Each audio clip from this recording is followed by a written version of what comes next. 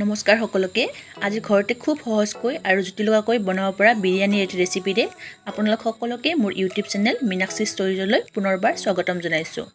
আমি বিৰিয়ানী খাই সকলোৱে খুবেই ভাল পাওঁ নহয় জানো, কিন্তু বিৰিয়ানী বনোৱাটোহে যেন এটা খুব দীঘলীয়া প্ৰচেছ। আজিনো ঘৰতে খুব সহজকৈ কেনেকৈ বিৰিয়ানী বনাব পাৰি তাকে আপোনালোকক মই দেখাবলৈ লৈছোঁ।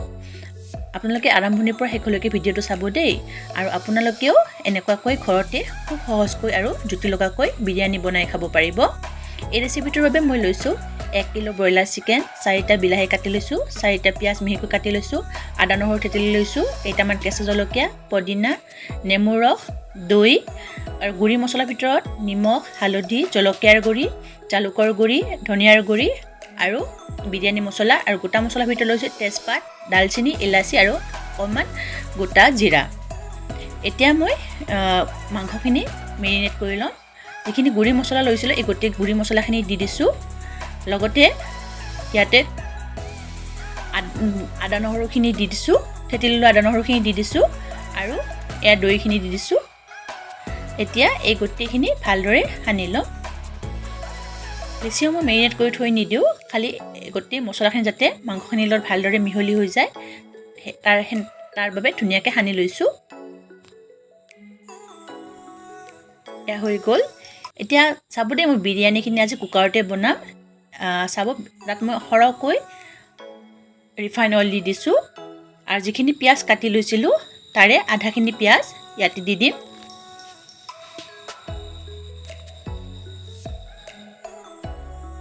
এতিয়া এই পিঁয়াজখিনি গল্ডেন ব্ৰাউন হোৱালৈকে ভাজিম।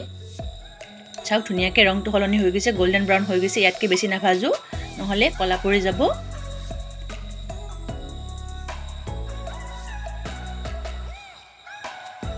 এতিয়া এইখিনি এটা বাতিত উঠাই থৈ দিছোঁ।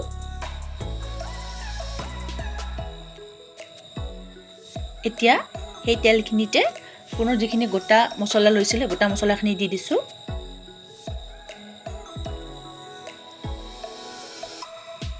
আৰু লগতে বাকী থকা পিঁয়াজখিনি আৰু কেঁচা জলকীয়াখিনিও দি দিছোঁ। খুবেই সহজ প্ৰক্ৰিয়া, আপোনালোকে চালে গম পাব।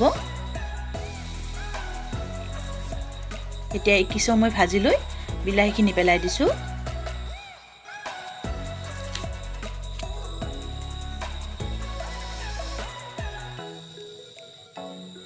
এতিয়া বিলাহীখিনি সিজি যোৱাৰ কাৰণে অকণমান নিমখ দি দিছোঁ। নিমখ দিলে সোনকালে গলি যায়।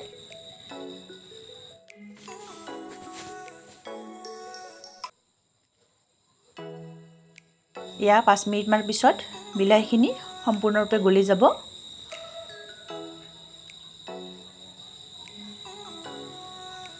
এতিয়া আমি ইয়াত মেৰিনেট কৰি থোৱা চিকেনখিনি দি দিম। ইয়াত বেলেগকৈ মছলা দিবলৈ দৰকাৰ নাই। ইতিমধ্যে সানি লওঁতে গোটেই মছলাখিনি গুড়ি মছলাখিনি ইয়াত দিয়া হৈ গৈছে।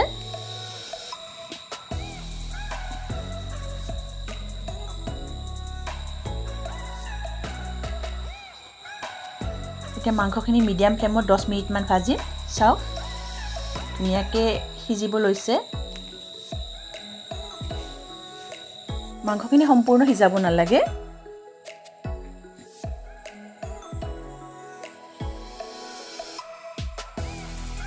এতিয়া মই ধুই থৈ থোৱা 1 কেজি বাসমতী চাউল এনেকৈ মই দি দিম। প্ৰথমতে আধা দি দিছোঁ, দি তাৰ ওপৰত ভাজি থোৱা যিখিনি পিঁয়াজ আছিল সেই পিঁয়াজৰ অকণমান দি দিছোঁ। লগতে পদিনা অলপমান দি দিছোঁ, পুনৰ চাউল দি দিছোঁ।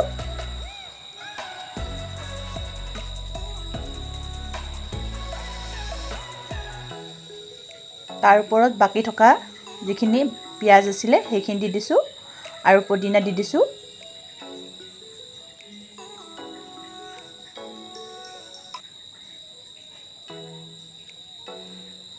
এতিয়া জোখমতে পানী দি দিম।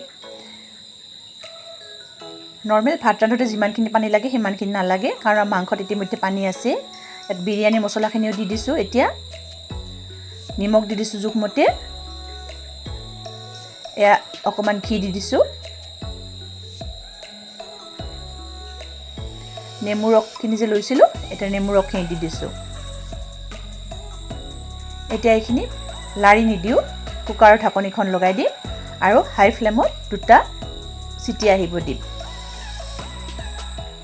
এতিয়া 2টা চিটি অহাৰ পিছত কুকাৰটোৰ হুইচেলটো নিজে নিজে ঠাণ্ডা হ'ব দিম এয়া চাওক আমাৰ বিৰিয়ানী একদম ৰেডি হৈ গ'ল চাওকচোন চাউলখিনি কি ধুনীয়া এটা এটা হৈছে নহয়নে এতিয়া আমি কুকাৰৰ পৰা এটা ডাঙৰ পাত্ৰত বিৰিয়ানীখিনি ট্ৰান্সফাৰ কৰিম নহলে কুকাৰত থাকিলে কি হ'ব তলৰ ফালে বেছিকৈ সিজি যাব কুকাৰৰ পৰা উলাই দিলে আৰু ধুনীয়াকৈ এটা এটা হৈ যাব নহয়নে বাৰু খুব সহজ পদ্ধতি আপোনালোকে যদি এই ভিডিঅ'টো চাই ভাল পালে আৰু সহজ পালে নিশ্চয় ভিডিঅ'টো লাইক আৰু শ্বেয়াৰ কৰিব আৰু কেনেকুৱা পালে মোক কমেন্ট কৰি জনাবলৈ নাপাহৰিব দেই আৰু মোৰ চেনেলটো সাবস্ক্ৰাইব কৰিবলৈ নাপাহৰিব পুনৰ লগ পাম ধন্যবাদ